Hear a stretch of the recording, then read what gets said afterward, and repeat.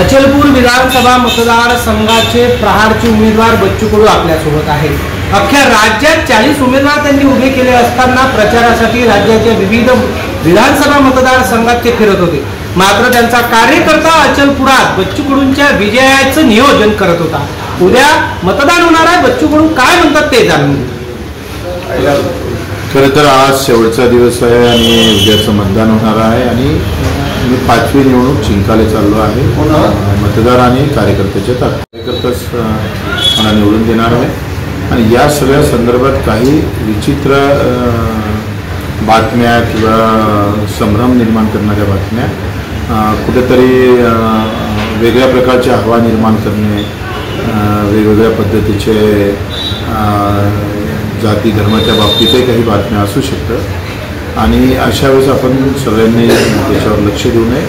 आपण आपला उमेदवार निवडून कसा येईल यावरच आपण लक्ष दिलं पाहिजे आणि मला पूर्ण विश्वास आहे का ही निवडणूक अतिशय शानदार विजयाकडे घेऊन जाईल आणि शानदार विजय आमच्या नशिबी होणार। गेल्या 20 वर्षापासून काय म्हणजे जे कामं केले आहेत त्या संदर्भात आपण कामाचं तर प्रचंड मी पाहतो का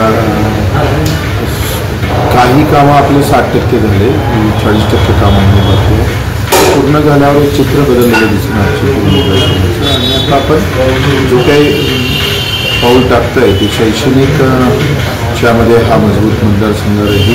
उद्योग क्षेत्रामध्ये आपण प्रचंड ताकदीनं समोर जाणार आहोत। त्याचा पहिला एक संत्रा प्रोसेसिंग आपल्या गेल्या 2 वर्षापासून सुरू आहे। त्याची प्रोसेस पण आहे, त्याचं मार्केटिंग पण झालं आणि ते आता 200 करोडचा अपडेट करून आपण पाठवणार आहोत। एकंदरीत उद्योग, आरोग्य, शिक्षण आणि रोजगार आणि बचत गटाच्या माध्यमातून आणि दुसरं पर्यावरण यावर पूर्ण ताकदीनं काम करणार।